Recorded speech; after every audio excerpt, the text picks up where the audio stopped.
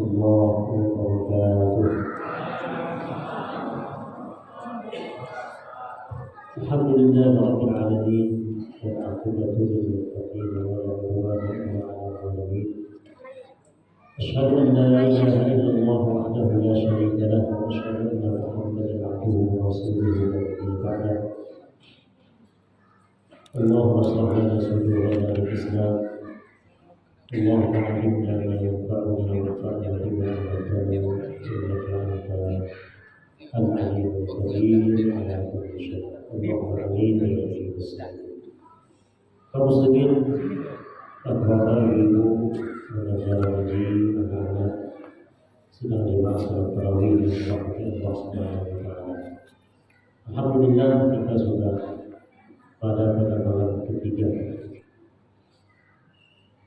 Itu sebuah nikmat yang semestinya kita syukuri. Dimulai dari mensyukuri secara lisan betul, dengan mengucapkan alhamdulillah, alhamdulillah dan seterusnya. Kenapa saya katakan nikmat? Karena tidak ada yang bisa menjamin dahulunya dia bisa sampai ke malam ini. Tahu salah malam ini? Malam pertama saja tidak ada yang bisa menjamin dirinya bisa sampai dengan nyawa dan badannya sendiri. Mungkin ada di rumah ini yang sudah mendahului, atau mungkin kamu yang satu hari sebelum saya melakukan atau sebelum itu. Jadi tidak ada yang bisa menjamin. Sama dengan kesehatan, sama dengan sakit, itu tidak ada yang bisa menjamin. Oh, saya akan sehat selama tentu 1 minggu ke depan dan sebagainya. Maka di antara kita yang sudah sampai pada malam ketiga ini, berarti mendapatkan nikmat yang kita tidak ada daya dan upaya untuk menggapainya kecuali atas izin Allah Subhanahu wa taala. Maka kalau sudah berbicara tentang nikmat, maka babnya adalah bagaimana cara mensyukuri nikmat itu. Jadi kalau sudah bicara tentang nikmat Allah, maka yang menjadi persoalannya adalah bagaimana kita bisa menikmati dan mensyukuri nikmat. Dan salah satu cara mensyukuri nikmat Ramadan itu adalah dengan melakukan apa yang kita lakukan saat ini.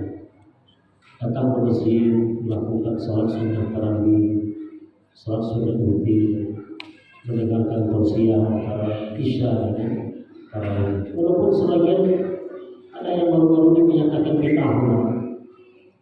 Bid'ah tausiah, pidato atau ceramah atau santapan antara isya dengan tarawih ini. Tidak ada pula yang bid'ah-bid'ah, yang habis bid'ah kita semua. Memanglah tidak ada zaman Nabi melakukan itu. Ada Nabi dulu sih tak. Nabi dulu di sini pakai ini apa lagi? Pakai MC pula. Kita secara sadar mengatakan bahwa tidak ada Nabi, tidak ada sahabat yang melakukan. Berarti bid'ah ya bid'ah. Tapi bid'ah yang mana dulu? Jadi pertanyaan. Jadi kalau ada nanti dia di Facebook, di wall Facebook itu kan ada semua bid'ah. Masuk tausiah kan, tausiah Ramadan. Ada yang tahu dia. Karena banyak mufti, banyak ulama di FB. Di media sosial itu banyak ulama. Itu yang kita sesali. Bapak Ibu yang dirahmati Allah SWT. Jadi ini nikmat Allah. Mari kita syukuri dengan cara diisi dengan sebaik-baiknya. Bapak Ibu yang dirahmati Allah Subhanahu wa taala, tema kita adalah tentang tema santapan Ramadan kita pada malam ini adalah Ramadan dan prinsip hidup halal. Prinsip hidup halal. Kalau bicara tentang prinsip hidup sehat, itu sudah biasa. Biasa. Semua orang pasti mau maksudnya. Maka kalau bicara tentang hidup dengan prinsip hal, dengan prinsip sehat, saya rasa tidak ada yang tahu. Dan hampir kebanyakan kita sudah berusaha untuk melakukan itu, berusaha untuk bagaimana hidup sehat. Tapi ada satu hal yang mungkin entah karena setannya banyak, entah mungkin tak tahu. Ada satu prinsip hidup lagi yang dia lebih penting daripada sekedar prinsip hidup sehat, yaitu prinsip hidup halal. maksud prinsip hidup halal itu, Ustaz? Maksudnya adalah bagaimana kita hidup di dunia ini punya prinsip apa yang kita pakai, apa yang kita makan, apa yang kita kendarai, apa yang kita terima, apa yang kita simpan di bank itu halal. Nah, inilah prinsip hidup halal. Kalau prinsip hidup sehat, apa yang kita makan, apa yang kita minum sehat, apa yang kita hirup sehat. Tapi kalau prinsip hidup halal itu artinya adalah semua yang kita pakai, semua yang kita simpan, semua yang kita makan, yang kita minum itu semestinya halal. Nah, Ramadan ini Bapak Ibu sekalian, di antara pelajaran yang dia inginkan dari kita adalah kita dilatihnya untuk bisa hidup dengan prinsip halal. Dari mana datangnya itu, Ustaz? Saya amati bulan Ramadan itu tak ada materinya tentang, tidak ada pembahasannya tentang hidup halal. Ada. Kalau kita mau mencermatinya dulu, begini Bapak Ibu sekalian, istri kita halal tak? Yang sudah beristri belum kan? Ibu ibu kita jomblo kan? Istri kita itu halal. Setelah kita bilang dulu sama calonnya, aku terima nikah dan sebagainya, halal. Barang-barang yang di dapur itu, beras yang ada di kulkas, yang kita beli dengan duit hasil keringat kita, halal atau tidak? Halal. Tapi kalau nanti setelah kita masuk waktu subuh sampai masuk waktu maghrib, antara berani tak kita makan? Berani tak kita melakukan hubungan suami istri? Tak berani.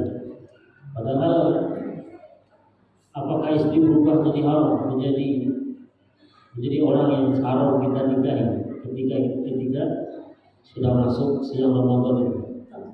Statusnya masih halal, istri. Beras yang ada di dapur, makanan yang ada di kulkas, apakah statusnya jadi haram ketika kita sedang berpuasa di siang Ramadan? Tidak ada, ada itu. Cuma kita tidak boleh memakannya. Yang istri itu siang tidak boleh kita lakukan hubungan suami istri dengan. Bukan karena dia berstatus dari halal menjadi haram. Kalau haram lagi nikah lagi, kita akan nikah lagi. Beras yang ada di rumah itu siang hari tidak boleh kita makan. Bukan karena dia haram. Kalau haram apa? Bukan tentang haramnya. Dia bukan dicuri. Dia dari dunia halal juga kita boleh. Maka Bapak Ibu sekalian berhati Allah, ketika sudah masuk waktu imsak sampai nanti waktu berbuka, di saat itu sebetulnya Ramadan itu ingin melatih kita begini, wahai bulan yang halal saja, istrimu yang halal Tuhan, sanggup kamu tahan tidak melakukan hubungan suami istri dengannya sampai nanti waktu berbuka? Padahal berarti sebetulnya kita sanggup untuk menahan diri dari segala yang diharamkan. Yang halal itu bisa ditahan, apalagi dan haram. Itu logika dasarnya begitu. Istri yang halal itu sanggup kita tidak melakukan hal-hal yang dilarang itu disebabkan. Padahal halal. Apakah lagi wanita yang tak halal bagi kita? Tentu seharusnya lebih bisa kita menahan diri. Makanan yang ada di rumah yang sudah kita beli dengan duit yang halal, bisa kita menahan untuk tidak memakannya. Minuman tidak bisa kita untuk tidak meminumnya di siang Ramadan. Halal, apatah lagi yang haram, tentu lebih bisa kita menahan diri. Itu yang ingin disampaikan oleh Ramadan itu kepada kita. Jadi itu pesannya Ramadan Bapak Ibu sekalian. Yang halal saja kita sanggup sebetulnya. Apakah lagi yang haram? Cuma setan itu berat, ya. Yang paling berat itu setan itu. Tahu kita barang itu ada, tahu kita ini sanggup untuk menahannya, tapi itu tadi setan itu banyak. Bapak Ibu yang dirahmati, maka prinsip hidup halal inilah yang salah satu dari pelajaran yang diberikan oleh Ramadan yang ingin kita melatih diri untuk mengontrol diri terhadap yang halal dari dari waktu imsak sampai nanti masuk waktu sebentar. Maka orang yang terbiasa dan memahami pelajaran ini, insya Allah dia akan bisa nanti paham setelah Ramadan. Oh berarti saya bisa sebetulnya menahan diri dari yang haram. Itu yang halal saja bisa, masa yang haram tidak bisa. Nah ini yang seharusnya kita pahami. Dan itu yang antaranya yang diinginkan oleh Ramadan selama kita berpuasa di bulan Ramadan. Bapak Ibu yang dirahmati Allah Subhanahu wa taala. Untuk lebih menguatkan lagi bahwa prinsip hidup halal ini penting, mari kita lihat. Nabi Shallallahu Alaihi Wasallam pernah bersabda dalam sebuah hadis sahih. Kata Nabi, sayati zamanun 'alan nas la yubali al-mar'u fihi. Akan datang suatu zaman, suatu masa kepada umat manusia yang orang yang hidup di zaman itu, kata Nabi Shallallahu Alaihi Wasallam, la yubali al-mar'u. Orang yang hidup di zaman itu tidak lagi memperdulikan dari mana datang atau sumber penghasilannya. Aminan halal, aminan haram. Dari yang halal sumber penghasilannya, atau dari yang haram. Kira-kira sudah sampai belum Pak kita di zaman ini? Sudah sampai belum kita di zaman ini? Di diamnya kena banyak bukaan di situ, itu apa ada cerita? Sudah sampai belum kita di zaman ini? Sampai. Setuju tak setuju sampai. Buktinya apa? Banyak sekarang itu soal halal itu nomor 5 lah Ustaz. Yang penting kawan tetangga depan itu punya mobil, terus punya mobil juga kalau itu rumah sebelah itu tambah lantai nih Ustaz. Saya mau tidak mau tahu juga harus tambah lantai. Soal dari mana duitnya nanti halal apa haram itu soal nomor 5. Ini kawan Ustaz itu guru sudah dapat sertifikasi dia, saya belum, maka mau tidak mau saya dapat. Mau caranya yang halal atau yang haram itu soal nomor 7. Buktinya misalnya yang halal itu sudah jadi nomor 10, nomor 20. Ini kata Nabi itu kita sudah berada di zaman itu. Di mana zaman kata Nabi orang-orang yang hidup itu tidak lagi memperdulikan dari mana sumber penghasilan.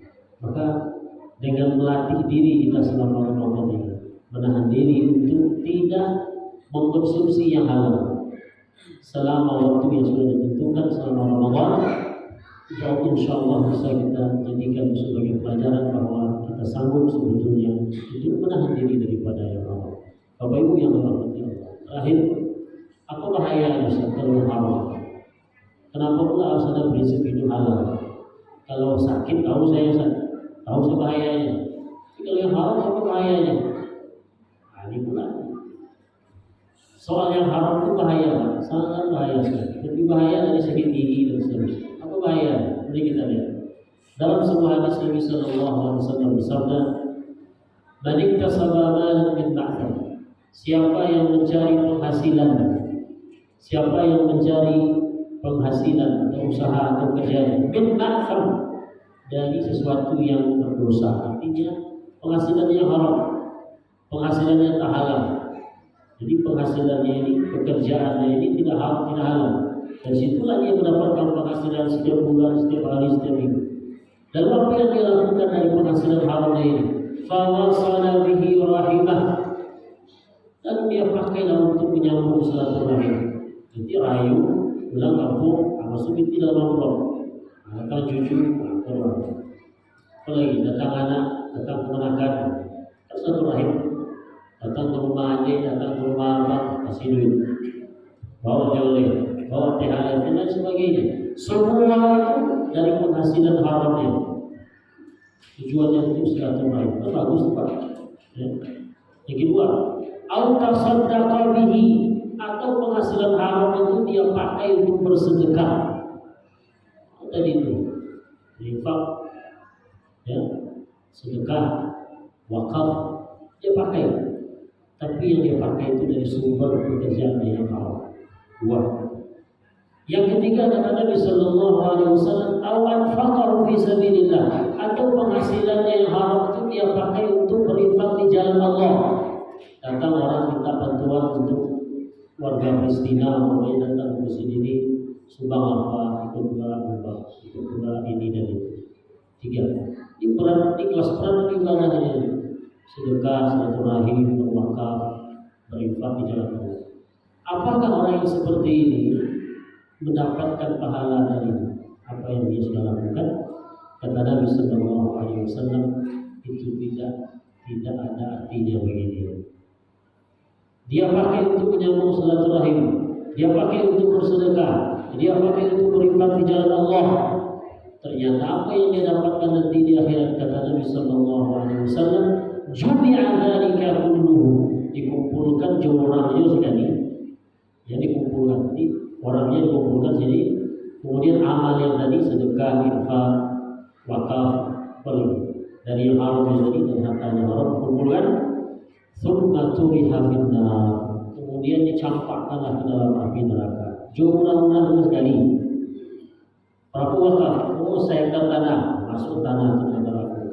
Apalagi, 100 juta untuk wakaf pesantren, apa tadi namanya?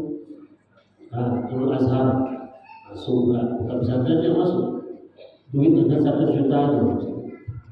Orangnya sekali dimasukkan. Bergelimpanglah di neraka itu antara orang dengan penghasilan haram. Apa maksudnya Bapak Ibu sekalian? Maksudnya adalah Allah tidak menerima amalan yang kita lakukan dari modal atau penghasilan kita yang haram. Bila pada umroh di Mekah sebelum ini, kalau biaya umroh dari penghasilan kita yang haram, dipastikan Allah tidak menerima pahalanya. Tidak menerima ibadah itu sehingga tidak ada pahala. Sia-sia. Habis Arab, bisa rusak binasa.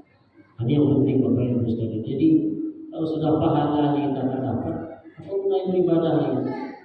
Kalau dia hitam, sholat tahajud, kalau lagi umroh habis modal semua. Nanti di padang mahsyar tengok nol saldo pahala kita dari ibadah kita. Inilah bahaya dari sekian banyak bahaya-bahaya dari makanan atau segala yang haram. Terakhir satu lagi, kata Nabi Sallallahu Alaihi Wasallam yang menggambarkan bahaya dari yang haram itu adalah ma min lahbin nabata min suhtin, tidak ada satu daging pun yang ada di tubuh kita yang dulu dia dibesarkan, yang dulu dia dikasih gizi, ya, dinutrisi, yang diberikan suplai makanan dari yang haram. Kata Nabi, illa fanna maula bih, kecuali neraka yang lebih berhak untuk memakan daging. Itu sahabat hidung itu dulu dari yang haram, yang lain dalam hidung itu yang dari haram. Itu suruh hidung, kalau masuk neraka itu. Gimana caranya? Allah lah yang tahu caranya. Sempat tangan ini dulu dari yang haram di, ya, tubuhnya. Tangan dia yang masuk neraka. Caranya bagaimana? Allah lah yang tahu. Tak mustahil bagi Allah. Ini yang masuk neraka, sisa tidak. Gampang bagi Allah. Ada susah. Maka hendaknya inilah yang harus kita perhatikan, bagaimana hidup kita ini selain prinsip hidup halal, prinsip hidup sehat, ada satu prinsip lagi yang mesti kita perhatikan lebih kuat, yaitu prinsip hidup halal. Fa'tabiru ya ulul absar. Assalamualaikum warahmatullahi wabarakatuh.